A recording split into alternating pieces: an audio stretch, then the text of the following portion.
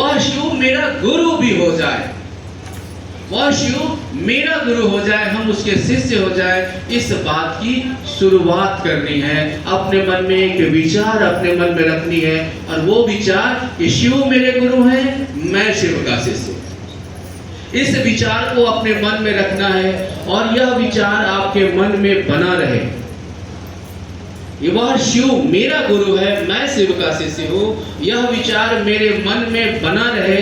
इसके लिए साहब ने कहा कि हम आपको एक सहारे की जरूरत है, इसमें सूत्र लगाना होगा। साहब ने हमको आपको 3 सूत्र दिए। ये 3 सूत्र क्या है? हम आप जो शिव शिष्यता में कहते हैं कि साहब 3 सूत्र दिए, 3 सूत्र दिए, ये 3 सूत्र क्या है? ये 3 सूत्र माध्यम है जिस माध्यम से हम शिव तक पहुंच सकते हैं। हमारे मन में इस विचार को जिंदा रखेगा कि शिव मेरे गुरु। हम आप विचार तो लेते हैं, हर आदमी विचार लेता है, बहुत सारे विचार हमारे मन में हर समय आते हैं, उठते हैं और टूटते भी, लेकिन वह कोई विचार जो खड़ा रह जाए वो परिणाम दिला देता है। साहब ने शिष्यानुभूति में लिखा है कि ज्ञान प्राप्ति की उत्कट अभिलाषा का अस्थायित्व, यानी आपको सीखने की चाहत आपके मन में खड़ा रह जाए, ज्ञान प्राप्ति की उत्कट अभिलाषा का अस्थायित्व परिणाम की स्थिति, परिणाम दिला देगा। आप शिव को अपना गुरु बनाकर इस विचार पे खड़े हो जाए कि शिव मेरे गुरु है, यह विचार पे आप खड़े हो जाएंगे, परिणाम आ जाएगा, शिव आपके गुरु हो जाएंगे। लेकिन हम खड़े रहेंगे कैसे? मेरे मन में वह शिव गुरु है, यह विचार खड़ा कैसे रहेगा? साहब ने कहा कि आप उनसे दया मांगिए, क्योंकि शिव मेरे गुरु हो जाएं, इसके लिए तो उनकी दया की जरूरत है। बिना शिव की दया के हम शिव के बारे में न सोच सकते हैं न बोल सकते हैं। वह उसको अपना गुरु कैसे बनाएंगे? शिव को अपना गुरु बनाने के लिए उनसे दया मांगनी होगी, क्योंकि ऐसी कोई पात्रता हमारे आपके पास नहीं है कि हम शिव का शिष्य हो जाए।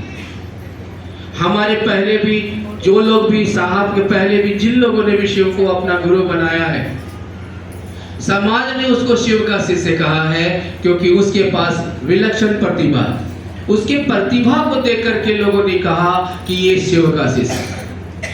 लेकिन किसी को भी सीधे शिव को अपना गुरु बनाने का अधिकार नहीं मिला। दानवों को भी नहीं मिला, ईश्वर को भी नहीं मिला, देवताओं को भी नहीं मिला।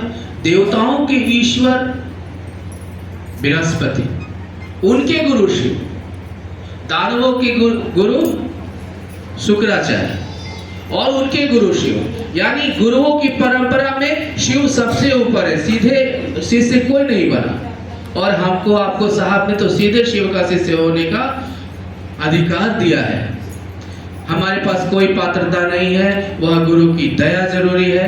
महादेव से दया मांगेंगे, पल प्रतिपल महादेव से दया मांगेंगे। पहला सूत्र ही है कि हे शिव, आप मेरे गुरु हैं, मैं आपका शिष्य हूँ, मुझ शिष्य पर दया कर दीजिए।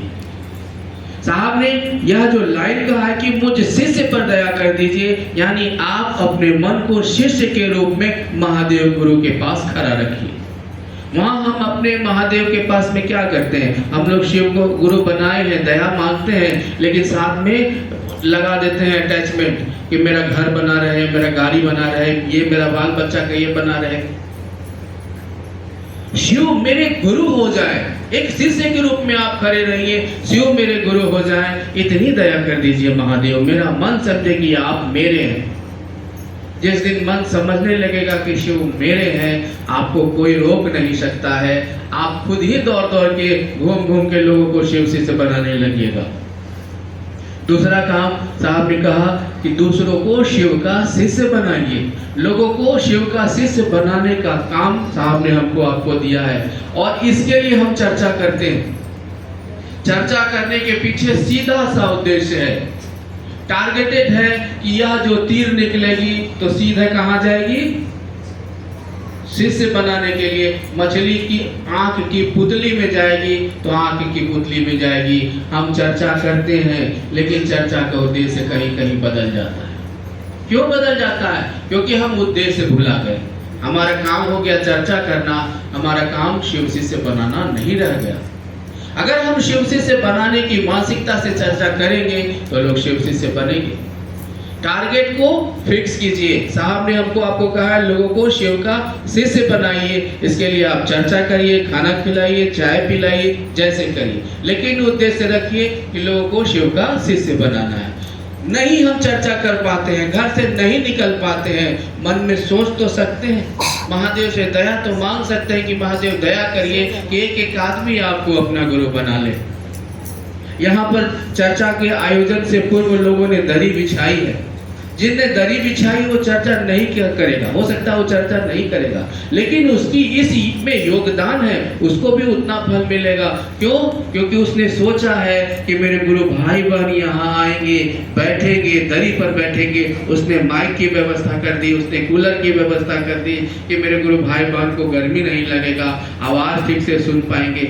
यह योगदान भी उसको गुरु कार्य में ही गिना जाएगा।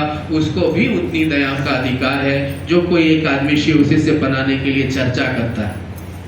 तो लोगों को शिव शिष्य बनाना है, इसके लिए आप चर्चा करिए, इसके लिए महादेव से दया मांगिए, इसके लिए सोचिए। तीसरा काम करना है अपने गुरु शिव को प्रणाम करना।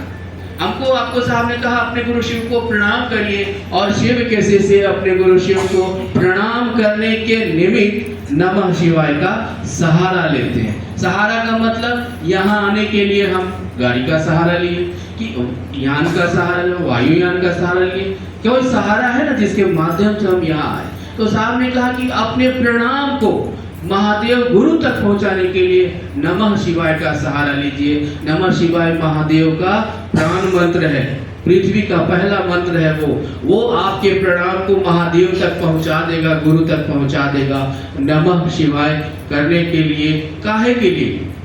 गुरु को प्रणाम करने के लिए। आपकी सोच होनी चाहिए कि हम अपने महादेव को, अपने गुरु को प्रणाम कर रहे हैं, इस निमित्त नमः शिवाय करिए। नमः सांस पर लीजिए और शिवाय से छोड़िए, और सोचिए कि हम अपने गुरु शिव को प्रणाम कर रहे हैं। यह तीन काम, यह तीन सूत्र हमको आपको शिव शिष्य बना देगा। शिव भी बना सकता है आपका, खाली आपका यह सोच हो कि हमको शिव शिष्य बनना है, यह विचार हो कि शिव मेरे गुरु है। और किसी ने विचार ही नहीं लिया कि शिव मेरे गुरु है और वह तीन सूत्र करेगा, कोई काम नहीं। क्योंकि परिणाम तो सोच का होता है, परिणाम तो नीयत का होता है। आपकी नीयत है कि लोग शिव का शिष्य बने, परिणाम अच्छा आएगा। आपकी नीयत है कि लोग खाना खाए, भूख उसका मिटे, परिणाम अच्छा आएगा। यानी आपकी जैसी सोच होगी परिणाम वैसा होगा। आप सोचेंगे कि पूरे झारखंड में, पूरे देश में, पूरे विश्व में एक एक आदमी शिव का शिष्य बने, परिणाम वैसा होगा।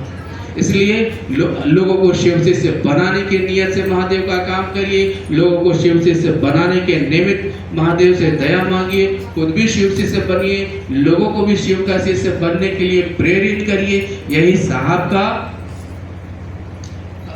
का संदेश, साहब का संकल्प। बहुत लोग कहता है कि साहब के संकल्प में अपने संकल्प को मिला के हम यह बात कहने आए हैं। साहब का संकल्प क्या है? एक एक व्यक्ति को शिव का शिष्य बनाएंगे। हमारा आपका भी यही संकल्प होना चाहिए, और हम एक कुनबे में रह गए। कहते हैं कि हम साहब के संकल्प को अपना संकल्प बनाए हैं, और आपका एक क्षेत्र हो गया, एक कुनबा हो गया। आपका माइंड ब्रॉड नहीं है, आप साहब की तरह नहीं सोचते। हम एक दूसरे से, कोई आदमी है जो ईर्ष्या करने लगता है कि वो कहा जाता है मेरे क्षेत्र में, हम कहा जाएंगे उसके क्षेत्र में। शिव की शिष्यता में आपका मन शिव की तरह होगा, आपका मन फैलेगा, सबके लिए बराबर सोचेगा और सबके लिए अच्छा सोचेगा। आइए हम लोगों के बीच में अन्नू भैया है। अन्नू भैया किसी परिचय के मोहताज नहीं है, आप हम भी जानते हैं, सब लोग जानते हैं उनको।